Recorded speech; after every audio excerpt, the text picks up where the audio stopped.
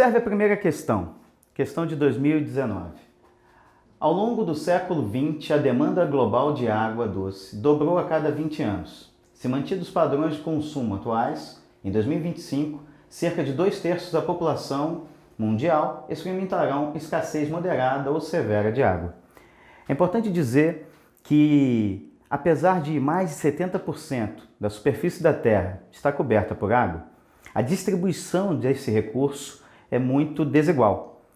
Cerca de 97% da água apenas, ao todo, é formado por água salgada e só 3% desse total de água é água doce. E, aliás, desses 3%, os 2% congelados nas calotas polares e só 1% do total de águas do planeta é doce e acessível.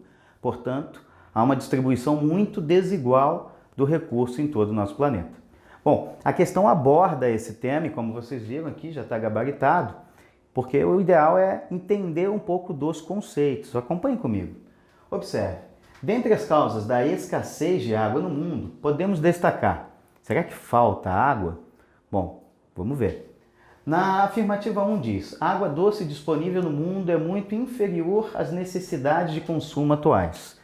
Bem, primeiro, conforme já está marcado aqui, né, a água doce ela não é inferior, né? Conforme eu disse, tem bastante água, ela é mal distribuída.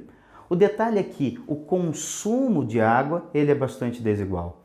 As atividades agrícolas consomem cerca de 70% de toda a água consumida, né? A gente ainda tem a atividade industrial em torno de 20% e o consumo residencial em torno de 10%.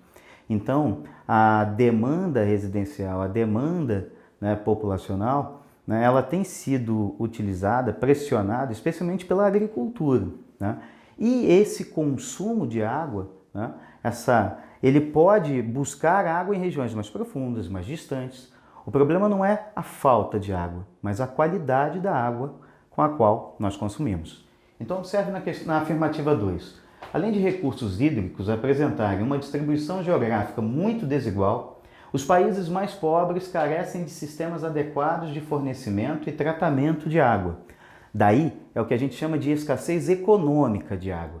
Existe a escassez física, né, onde de fato há carência desse recurso naquele ambiente, e há a escassez econômica, que é quando você tem uma ausência ou uma limitada estrutura de abastecimento, de fornecimento de água para a população. Cabe ressaltar, por exemplo, que recentemente a transposição das águas do Rio São Francisco tem levado a água, por exemplo, às regiões, algumas regiões do sertão. No entanto, ainda existem muitas vilas, muitas regiões que têm ali perto o canal de transposição das águas, mas ainda não têm os sistemas de abastecimento para o povoado. Enfim, o que a gente pode fazer aqui, então, é observar que essa escassez tem diversas nuances e características. Observe a terceira afirmativa. A contaminação de mananciais, o uso excessivo e o desperdício desse recurso provocam a escassez de água para o consumo e fazem dela, em determinados locais, um recurso finito. Finito, né? Ele vai acabar, né? Há de fato um uso que deve ser observado de tal forma, né, que se a gente não mudar o manejo e o uso dessa água, né, a gente vai acabar exaurindo todos os recursos dessa região. Então, por exemplo, a demanda, a pressão, especialmente urbana, né, tem diminuído a capacidade de infiltração da água no solo. E tem diminuído também a capacidade de reabastecimento dos lençóis freáticos, das reservas subterrâneas. E com o passar do tempo, né, como a demanda aumenta, o número de pessoas concentradas nessa área aumenta. E como você tem uma reserva cada vez menor, é evidente que isso possa acarretar no fim, né, no esgotamento desse recurso. Então, portanto, finito aqui, correto. E aí no 4, observe, significativas alterações no ciclo hidrológico, sobretudo nas áreas urbanas, onde a retirada da vegetação e a hipermeabilização do solo, acabei de apontar isso aqui para vocês, dificultam a infiltração da água e consequente abastecimento dos aquíferos. Então, a influência do homem, especialmente nos processos naturais de circulação da água no planeta, o famoso ciclo hidrológico, e especialmente também no reabastecimento das reservas subterrâneas, pode de fato afetar na distribuição, no acesso à água no planeta. E por fim, então isso tudo está correto. E por fim aqui, ó, o uso excessivo e o desperdício desse recurso, principalmente pela atividade industrial. Não.